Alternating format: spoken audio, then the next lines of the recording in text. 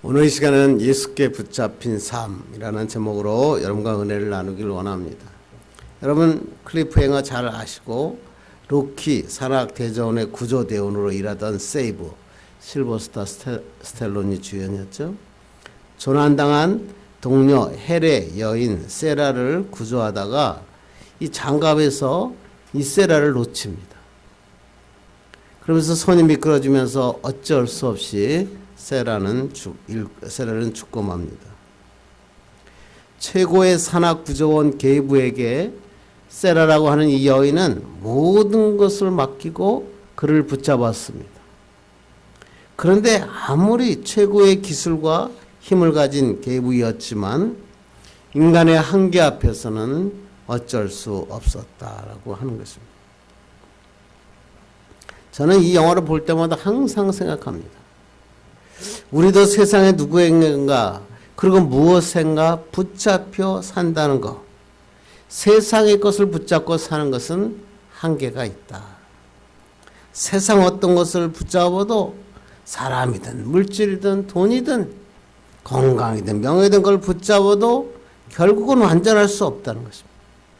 바람이 불고 환경이 변하고 시간이 지나면 변하게 되고 끊어질 수밖에 없다는 것입니다.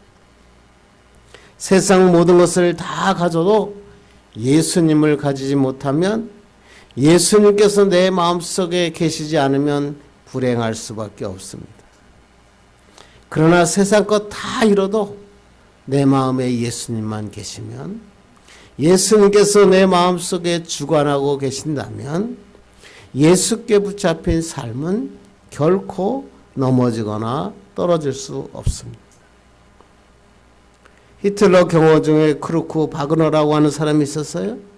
히틀러를 신처럼 숭배했고, 히틀러가 베를린의 한 벙커에서 자살하자 그의 모든 신념, 그의 희망이 사라졌습니다.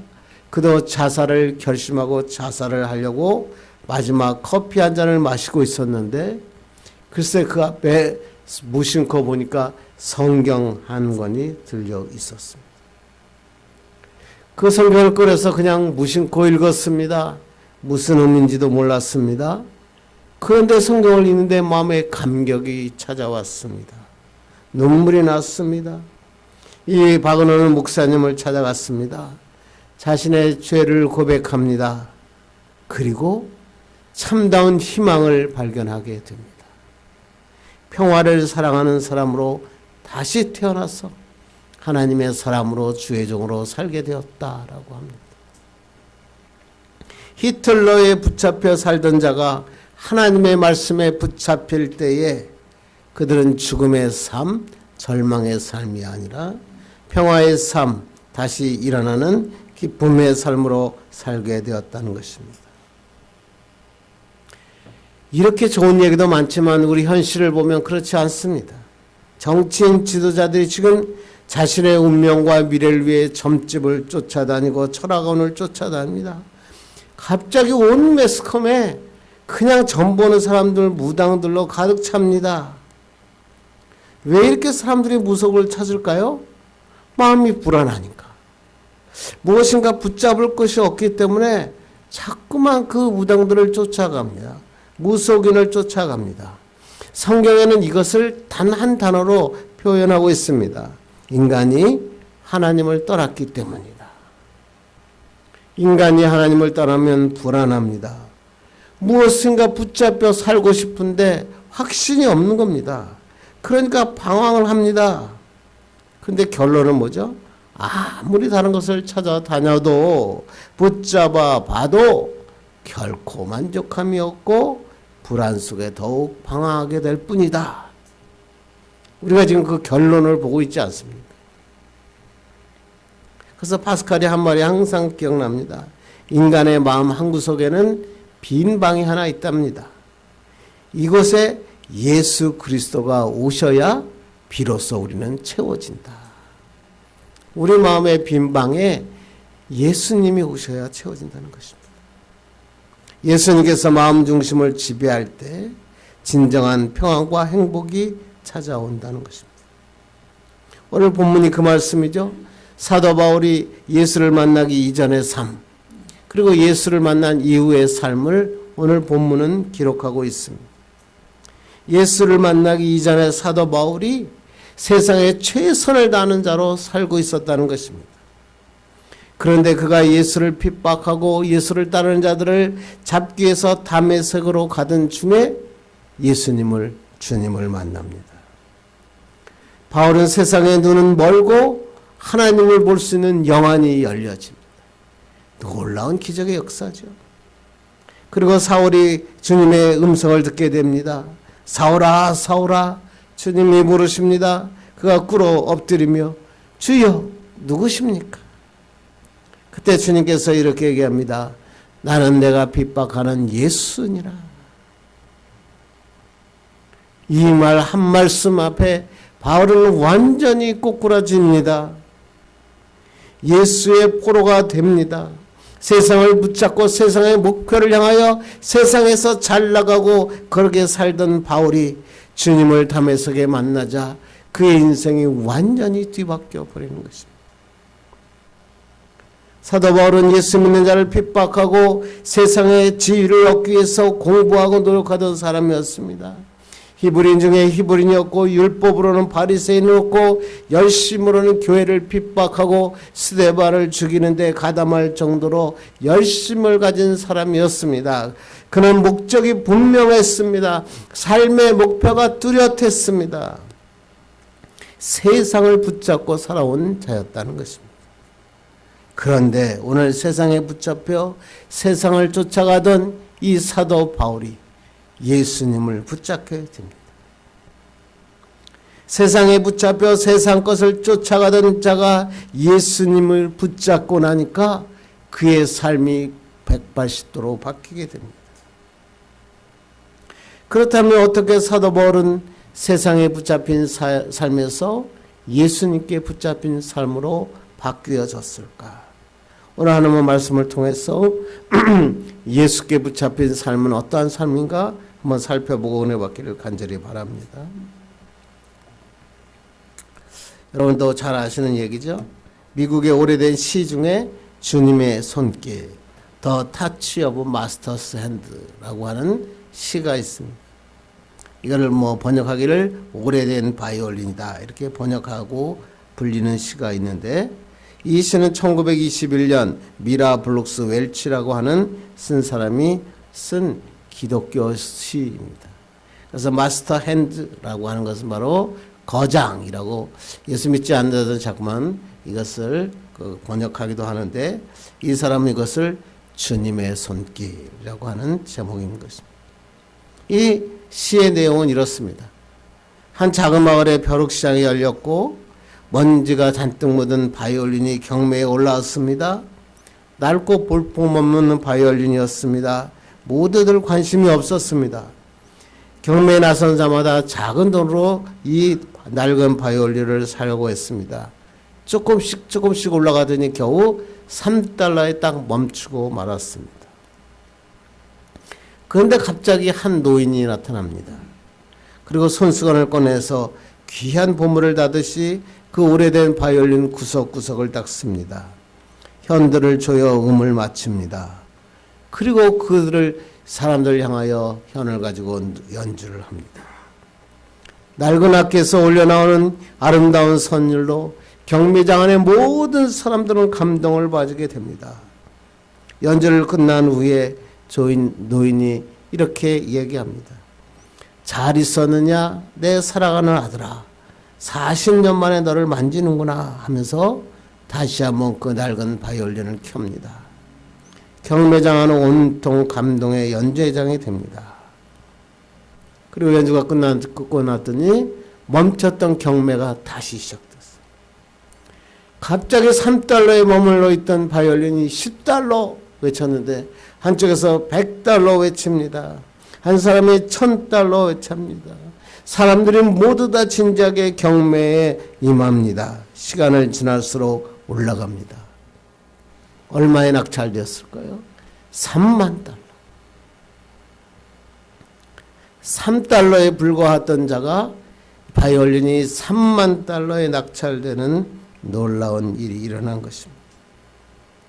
그 바이올린은 처음 봤을 때와 지금 보는 것 똑같이 낡고 낡은 악기에 불과했지만 그 안에 그것이 누구의 손에 잡혀 있느냐에 따라서 그의 그 가치는 완전히 달라진 것입니다. 그래서 이 시를 주님의 손길이라고 하는 시를 어떤 사람들은 거장의 손에 붙잡힌 오래된 바이올린이라고 하는 얘기로 번역하기도 합니다. 이 얘기를 볼 때마다 항상 그렇죠. 우리의 삶도 마찬가지입니다. 그냥 시간 가는 대로, 세월 가는 대로 그냥 먼지가 소복히 쌓여서 그냥 마지막만 바라보면서 그냥 할 수 없이 터벅터벅 걸어가는 3달러 인생밖에 되지 않는 우리의 인생을 경매장에 나온 오래된 바이올린처럼 아무도 쳐다보지 않은 인생이지만 거장의 손으로 바이올린이 연주될 때 3달러가 3만 달러가 되듯이 우리의 인생이 하나님의 손에 붙잡히기만 하면 하나님 앞에 놀라운 역사가 일어나고 미래가 열려지는 축복이 일어납니다. 그래서 사람은 누구에게 쓰임받느냐, 누구의 손에 의해서 쓰임받느냐에 따라서 인생은 달라지는 것입니다. 그래서 세상의 역사를 BC와 AD로 나누죠. BC가 뭐예요? Before Christ, 예수님 오시기 전, 주전이라고 그러죠. AD 뭐라고요? 아노 다노미 그렇죠. 아노라는 뜻은 뭐예요? After라는 뜻이고 다노미라는 것은 바로 로드라는 말입니다. 주님이 오신 후. 그래서 AD를 주후라고. 세계의 모든 역사를 나눌 때 주전, 주님이 오시기 전과 주후, 주님을 만난 주님이 오신 후로 나누어지죠. 의미가 있죠. 그런데 중요한 게 뭐예요?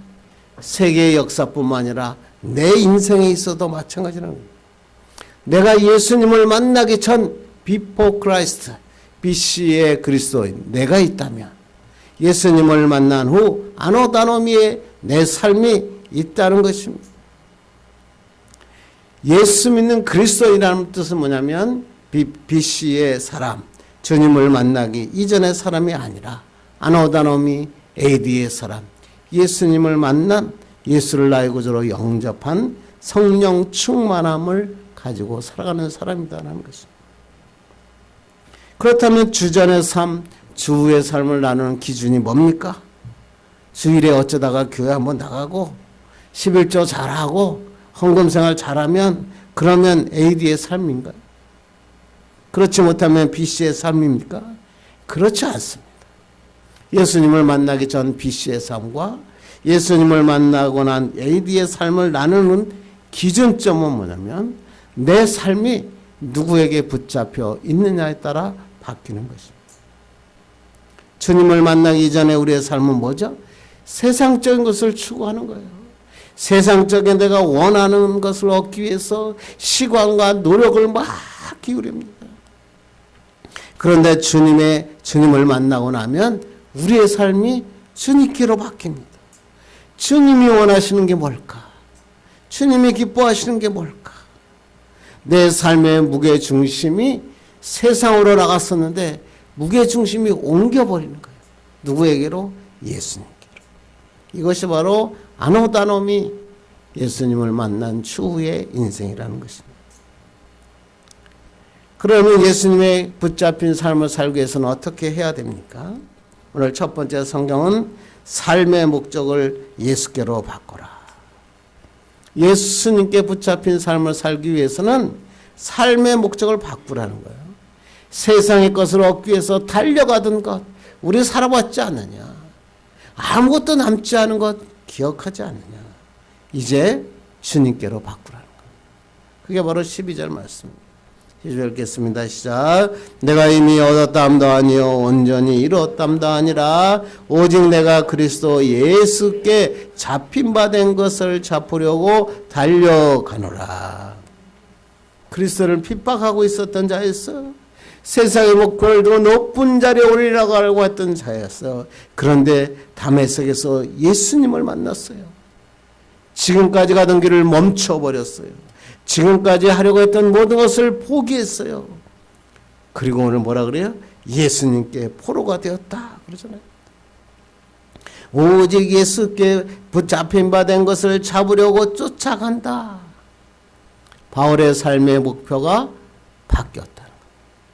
여기서 잡혔다라는 말이 카타르넨스텐이라는 원어인데 붙잡히다, 포로가 되다라는 뜻입니다. 사도 바울이 예수님의 포로가 되었다는 것입니다. 예수님에게 붙잡힌다 되었다는 것입니다. 자기가 핍박하던 그 예수를 평생 전하며 살았다는 것입니다. 이게 사도 바울의 인생이었습니다. 우리가 예수를 믿었다. 어떤 사람이 보니까 나는 거듭났다 그러던데. 예수를 영접했다라는 것이 뭡니까? 삶의 목적이 예수님께로 바뀌는 것입니다. 삶의 중심이 세상에서 예수님께로 이동하는 것입니다. 살아온 배경에 따라서 조금씩 방식은 다를 수 있습니다. 그러나 그 목적은 주님께로 향해야 되는 것입니다. 기독교인이다 라는 뜻이 크리스티아누스라고 하는 원어인데 뜻이 뭐예요? 그리스도께 속한 사람이다 라는 뜻이죠. 그러니까 그리스도인이란 말은 그 말 자체가 그리스도께 속한 사람이라는 것입니다. 내가 목적이 아니라 그리스도가 목적이고 나를 위해서 사는 것이 아니라 그리스도를 위한 삶으로 사는 것입니다. 빌리그레암 목사님이 있었던 이야기입니다. 큰 봉회를 인도하셨습니다. 그리고 숙소로 들어갔습니다. 그랬더니 꽤 높은 아주 점잖은 손님이 왔습니다. 그리고 이렇게 질문합니다. 참 목사님께서 장차 올 미래에 대해서 말씀하셨습니다. 주님의 재림과 심판에 대해서 말씀하셨습니다. 역사의 끝에 대해서 말씀하셨습니다. 너무나 좋았습니다. 그런데 제가 한 가지 질문이 있습니다. 뭡니까? 목사님은 목사님 자신에 대해서 자신의 미래에 대해서는 알고 계십니까? 그때 빌리그레암이 한 유명한 말이 있죠. 빌리그레암 목사님이 웃으면서 이렇게 얘기합니다. 제 자신의 미래는 전혀 모릅니다. 그러나 한 가지 아는 것은 나의 미래를 누군가가 붙잡고 계시다는 것입니다. 과거를 붙들고 이제까지 오게 하셨고 현재를 붙들어 나를 세우셨던 그분이 앞으로 남은 미래도 나를 붙들고 계십니다. 그것만은 확실합니다. 참 멋진 목회자죠. 여러분의 미래를 아십니까? 우리의 미래를 어떻게 알겠습니까? 그러나 확실하게 알 수 있는 게 있죠. 주님께서 나를 붙잡아 주시고 미래와 함께 하신다는 것입니다. 그러니까 우리는 어떻게 하면 돼요? 주님과 함께 걸어가기만 되는 것입니다. 어떤 사람이 세상의 것 좋아하고 즐기던 사람이 죽었어요. 죽으면서 이렇게 했습니다. 이야, 내가 이렇게 세상에 살았으니까 난 분명히 지옥 갈 게 틀림없어. 그리고 걱정이 됐답니다. 근데 정말 죽었어요. 그랬더니 베드로 사도가 그 앞에 문 앞에 가니까 딱 서 있더랍니다. 그런데 이 베드로가 그 사람 보고 이렇게 얘기합니다. 너 천당 갈래? 지옥 갈래? 이야, 이렇게 고마울 때가 있느냐? 나보고 천당과 지옥을 결정하라 말이. 그래서 베드로에게 다시 한번 이렇게 얘기했습니다. 이왕여기까지 나에게 자비를 베푸셨다면 한 번 더 베풀어 주십시오. 천당과 지옥 한번 구경 한번 해 주십시오. 라고 구경하게 해주세요. 라고 부탁했답니다. 그랬더니 베드로가 그러게나 너무나 흔쾌히 대답했습니다. 그래서 그는 먼저 천국을 갔습니다. 천국을 갔더니 흰옷을 입은 성도들과 천사들이 다 모여서 하나님을 찬양하고 하나님의 영광을 돌리고 그랬습니다. 뒤에서 가만히 앉아있던 이 남자는 따분해서 못 견뎠습니다. 이 천국이 마음에 안 든 겁니다. 그래서 지옥을 보여달라 그랬습니다. 지옥에 가봤습니다. 지옥에 보니까 막 카지노가 있습니다. 술집이 있습니다. 여자들도 있습니다. 왁자지껄합니다. 너무나 마음에 들었습니다. 그래서 베드로에게 가서 이렇게 얘기합니다. 저는 아무래도 지옥 체질인 것 같습니다. 그러니 나를 지옥으로 보내주십시오 라고 했습니다. 그랬더니 베드로가 그래라 그랬습니다. 그래서 지옥으로 막상 딱 가니까 탄광굴 깊숙이 들어가서 뜨거운 불 밑에서 일을 하라는 것입니다. 도저히 일할 수 있는 환경이 아니었습니다. 그래서 그가 안내자에게 이렇게 얘기했습니다. 이거 좀 틀리지 않습니까? 내가 아까 봤던 그 지옥과 다르지 않습니다. 다르지 않습니까? 여기가 어딥니까? 그때 안내자가 하는 말이 참 재미있죠. 그래, 그때는 관광 비자로 왔었고 지금은 영주권 때문에 왔기 때문에 틀리다. 관광 비자로 오면 다 좋은 것 같이 보이지만 막상 살면 힘들고 불행하다는 것입니다. 그래서 저는 이런 생각을 했어요. 천국은 아무나 가는 게 아니구나. 천국 가서 행복할 사람이 가는 것이 천국이구나. 지옥 체질 간 사람은 천국에 가도 행복하지 않을 것 같습니다. 가는데 예배하고 찬송하고 기도하고 성경 공부하고 그런데 그것이 행복합니까? 어쩌다가 교회 한번 와서 예배하고 시간 있으면 다른 곳에 가려고 하는 사람, 그 사람들 결국 가야 될 길은 지옥인 것 같습니다. 왜? 천국 가니까 답답합니다. 그런데 예수 믿는 사람은 뭐가 달라요? 하나님을 찬양하면 눈물이 나요. 가슴이 벌렁 뛰는 거예요. 감사가 일어나는 거죠. 그래서 이 사람은 천국 사는 게 체질입니다. 여러분은 어떤 체질을 가지고 태어났습니까? 우리도 많은 꿈을 가질 수 있습니다. 저도 그래요. 남들보다 많은 돈을 벌고 싶었어요. 아들, 딸이 남보다 성공하길 바랬어요. 마지막까지 건강하고 사는 그것이 나의 꿈입니다. 그런데 성경은 그보다 꿈보다 성공보다 더 중요한 게 있다. 그게 성경의 원칙이죠. 그게 뭐죠?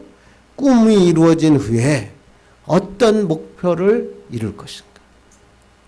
이걸 갖다가 좋은 말로 꿈 넘어 꿈이라 그러죠. 여러분의 꿈, 세상적인 꿈 마음대로 꾸지만 그 꿈을 꾸고 이루어진 다음에 여러분이 이룰 것이 무엇이냐는 것입니다. 재벌되는 것 좋습니다. 그런데 재벌이 목적이 되면 안 된다는 겁니다. 재벌이 돼도 재벌로 끝나지 말고 하나님의 재벌이 돼야 돼요. 하나님의 나라에 재벌되게 하시면 내가 11조만 가지고도 개척교회 하나 세우겠습니다. 이게 바로 꿈 넘어 꿈이죠. 하나님의 재벌이죠. 이걸 우리는 서원이라 그래요. 우리의 자녀들이 잘 되길 원하십니까? 자녀들이 잘 돼서 무엇을 하길 원하십니까? 그것을 결정하셔야 돼요. 그래서 우리는 서원이라 그러죠. 그래서 우리가 기도할 때 서원을 가지고 기도하면 하나님이 반드시 이루어 주십니다. 이런 목표를 향해 달려가기를 간절히 바랍니다. 두 번째는 목표만 세우면 되는 것이 아니라 목표를 향해 달려가야 된다. 참 중요한 말씀이에요. 예수 믿는 사람은 이 두 번째를 잘 지켜야 돼요. 13절로 14절 보겠습니다. 시작. 형제들아, 나는 아직 내가 잡은 줄로 여기지 아니하고 오직 한 일, 즉 뒤에 있는 것은 잊어버리고 앞에 있는 것을 잡으려고 표대를 향하여 그리스도 예수 안에서 하나님이 위에서 부르신 부름의 상을 위하여 달려가노라. 사도 바울 오늘 말씀 잘 보세요. 나는 예수님께 붙잡혔다 이렇게 말하고 난 다음에 바로 그 다음에 무슨 말이에요? 그것을 잡으려고 쫓아가노라. 잡히는 건 피동적이잖아요. 예수님께 붙잡혀 버리잖아요. 그 다음에 내가 하는 능동적인 게 뭐예요? 잡힌 바 된 것을 잡으려고 달려간다. 이게 그리스도인의 비결이에요. 표대를 향하여 달려간다. 표대를 똑바로 쳐다보고 뒤쫓아간다, 추적한다 라는 뜻으로 원래는 사냥이나 달리기 경주할 때 쓰이는 용어입니다. 올림픽 경기에서 막 힘차게 100m를 달려가는 선수를 가만히 보면 이해할 수 있죠. 경기장의 선수는 막 골인점을 향해서 직진합니다. 바울은 지금 그와 같은 경주자의 모습으로 자신을 묘사하고 있습니다. 경주장에서 출발해 총력을 달리고 있는 그 경주자의 모습처럼 나는 주님을 목표로 하여 달려갑니다. 여기에서 여러분의 의문점이 해결돼야 돼요. 믿음 생활하면서 의문이 있지 않습니까? 저는 옛날에 목회자가 되기 전에 그 믿음 생활하는 사람들을 보면서 한 가지 문제점을 가지고 있었어. 왜 그렇게 기도하는데, 왜 그렇게 예수님을 잘 믿는다고 하는데 그들의 삶에는 목표가 이루어지지 않고 능력이 나타나지 않을까?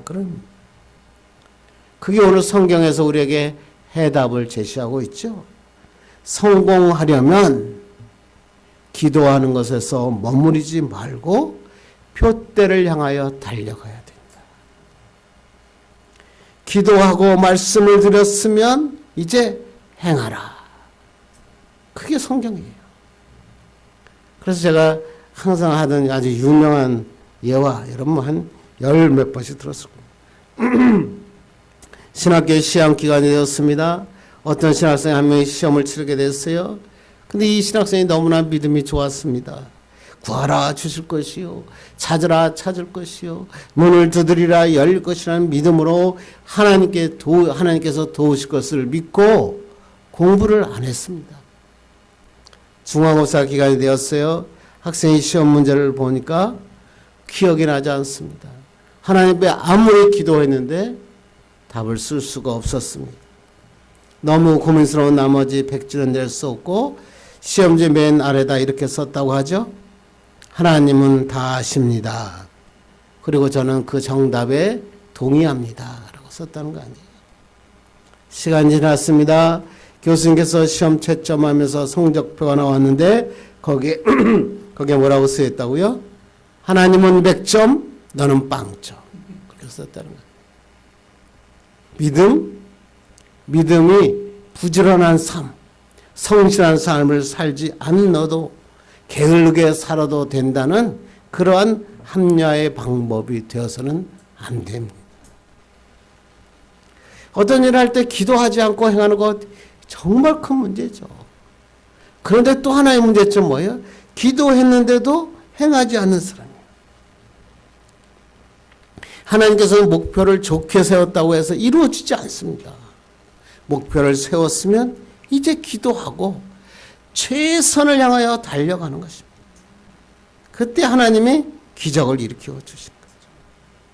대학교 수능 때가 되면 막 교회마다 막 사람들이 모여서 막 기도합니다. 부르짖습니다. 막 수험생도 모이고 부모님도 모입니다. 어떻게 하면 좋은 대학에 갈 수 있죠? 여러분 어떻게 하면 좋은 대학 갈 수 있어요? 두 가지죠. 첫째, 먼저 기도해라. 둘째, 죽도록 공부해. 죽도록 기도하고 죽도록 공부하면 됩니다. 죽겠다가 아니라 죽게 있다로 바뀌어지는 거예요. 그런데 순서가 바뀌면 안 돼요. 기도하지 않고 노력하면 결과를 얻을 수 있죠. 먼저 기도하고 목표를 정하세요. 그런 다음에 최선을 다하면 하나님이 이루어 주십니다. 어떤 사람은 결혼 앞두고 좋은 배필자를 위해 기도하는 자가 있어요. 취직을 위해서 기도하는 자가 있어요. 경제적인 어려움 때문에 기도하는 자가 있을 수 있어요. 그렇다면 주님 앞에 간절히 기도했다면 이제 일어나 행해야 됩니다. 우리가 지난주 설교가 그거 아니에요? 주님을 만난 다음에 어떻게 해요? 기도했어. 구하라. 다음에 뭐예요? 찾으라. 그 자리에서만 있지 말고 찾아 나서야 됩니다. 문을 두드려야 문이 열린다. 그게 성경 아니에요? 남들보다 덜 자고 덜 먹고 애를 쓰고 노력하는 것입니다. 그러면 내 능력으로 가는 줄 알았더니 하나님의 능력이 함께하는 것을 경험하게 된다. 이것을 위해서는 뒤의 것을 잊어버려라 그랬죠? 과거 중요한 게 아니라는 거예요.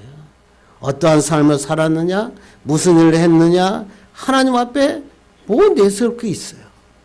내가 좋은 대학 나왔다 그래서 하나님 앞에 나왔을 때 서울대 나온 게 무슨 관계가 있겠습니까?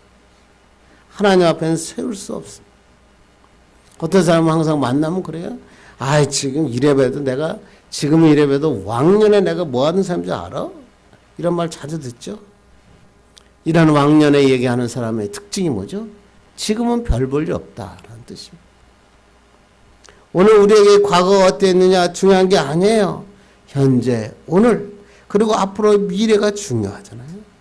높은 산을 정복하는 사람은 뒤를 쳐다보고 정복하지 못합니다. 높은 산을 정복하는 사람은 정상을 향하여 끊임없이 올라가는 사람. 오늘은 오늘이고 지난 것은 잊어버리고 언제나 처음 마음가짐으로 달려가는 것입니다. 지난날의 화려한 경력, 저도 옛날에 처음에 목회하고 시작할 때는 항상 제 경력을 얘기했어요. 정말 남부럽지 않은 경력을 가지고 있었기 때문에 자랑할 만했다는 거죠.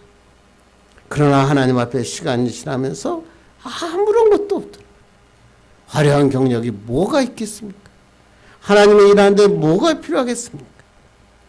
하나님만 바라보는 것입니다. 하나님 앞에 기도하는 것입니다.